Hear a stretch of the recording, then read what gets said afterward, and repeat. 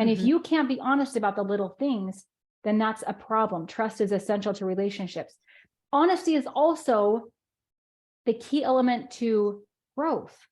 Yeah. If you can't confess where you went awry, you can't fix the problem. Yes.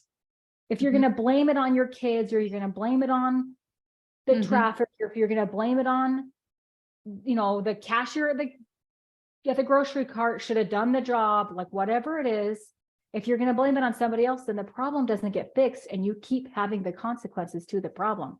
So like it matters. Those little things do matter. I remember one time Costco, I got gas at Costco, and like I did the card, I did the pump, the gas came out, and I think the power shut down or something. There was like a whole like glitchy thing there at the end that I was like, wait, what happened?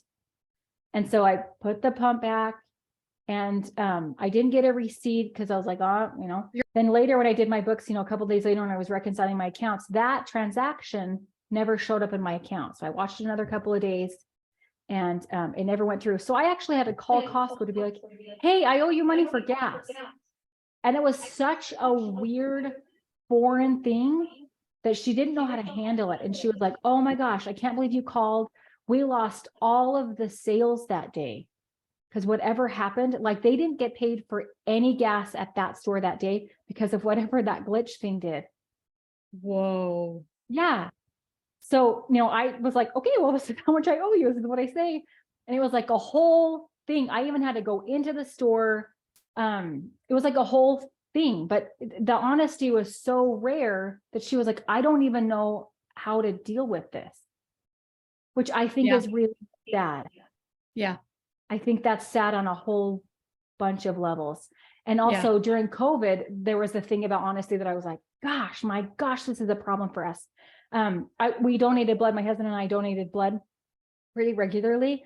And the girl who was like doing my blood once, she said that they were having a hard time keeping people coming because what they would do is people would come, they'd get a new job for one day.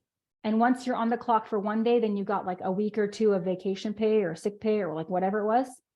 And then they would call in with COVID symptoms. And at that time, you had to be excused if you had COVID symptoms. So they'd work one day, get 1 or 2 weeks of vacation or sick pay, and then they would never show up again. And they couldn't keep people in staff. They were short staffed. They had to close down a whole bunch of clinics for a bunch of reasons. So there was, shortage of blood because they couldn't keep staff because people were scamming like that. And they thought they were like having a really good coup, like it's part of the system, I can do it, which theoretically, technically that was part of the system, you could do that. But to me, that was just, and that was happening all kinds of companies. I was hearing stories all over, but I was like, what is happening? If we can't even have integrity in these simple, basic things, we're going to feel it later. Like we think we're getting away with it this week and we're having this big old coup, but no way. It's going to come back to us.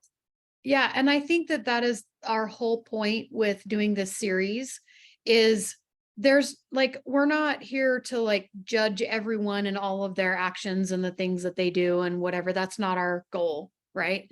But our goal is to encourage and ask and inspire you to rise up.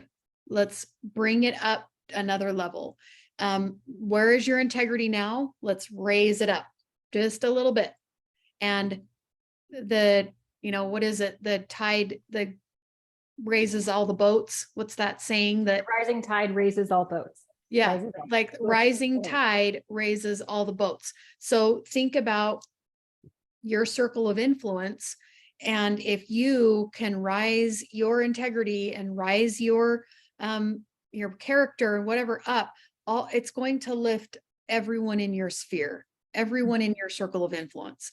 And so that's what this series, at least for me, is. Let's just try to up level ourselves and bring our families and our circle of influence up, and that rises the community, and it's a ripple effect.